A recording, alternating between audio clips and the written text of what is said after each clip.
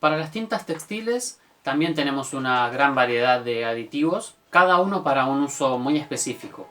Si bien las tintas se utilizan como vienen, no es necesario diluirlas, a veces podemos llegar a necesitar agregarles algún aditivo para modificar sus propiedades o para evitar el secado prematuro en el shablón.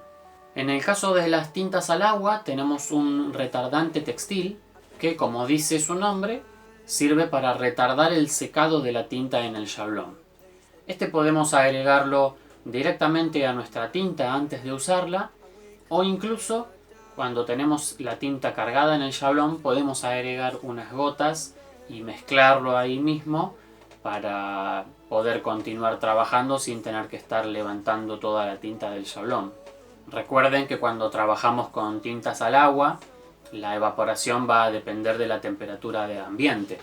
Entonces, si estamos trabajando, por ejemplo, en verano, es probable que necesitemos agregar un poco de retardante a la tinta para que no se nos seque en el shablón y se nos tape. De todas formas, tenemos que tener siempre la costumbre de cubrir el dibujo en el shablón con la tinta cada vez que terminamos de hacer un estampado. Por supuesto, si estamos realizando más de una impresión con el mismo shablón. Algunos serigrafistas también suelen agregarle agua destilada en lugar de retardante, porque básicamente las tintas al agua no son más que una dispersión de pigmentos en una base acuosa. De hecho, hay quienes dicen que el retardante textil no es más que agua destilada, envasada y etiquetada como retardante textil. Por otro lado tenemos el fluidificante. Este diluyente sirve para reducir la viscosidad de la tinta y lo vamos a utilizar para darle mayor fluidez de acuerdo a qué tela estemos estampando. En telas de tejido más grueso puede ser necesario que tengamos una tinta un poco más diluida para lograr ese agarre necesario a las fibras de la tela, lo cual nos va a garantizar una mayor sujeción. Tanto el retardante como el fluidificante se pueden agregar hasta un 3 o un 5% máximo sobre el peso total de la tinta. Si nos pasamos en la cantidad, vamos a tener como resultado un estampado de poca calidad, con colores lavados, ya que la tinta va a quedar demasiado fluida. Y además corremos el riesgo de tener corrimientos de tinta cuando estemos estampando. Otro aditivo que tenemos es el suavizante.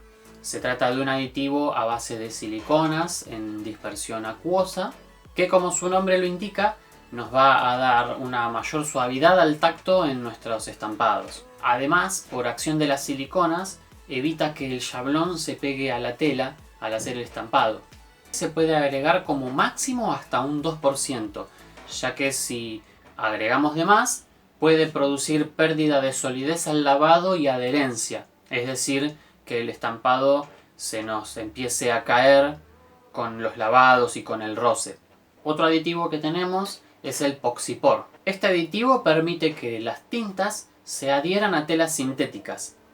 Si recuerdan, las tintas, tanto base cubritiva como base transparente, se pueden utilizar en telas de algodón con mezcla de sintético hasta un 30-35%. Ahora, si nosotros le agregamos a la tinta este aditivo, lo que nos va a permitir es estampar sobre telas 100% sintéticas, como nylon, lycra, ciré, poliamida.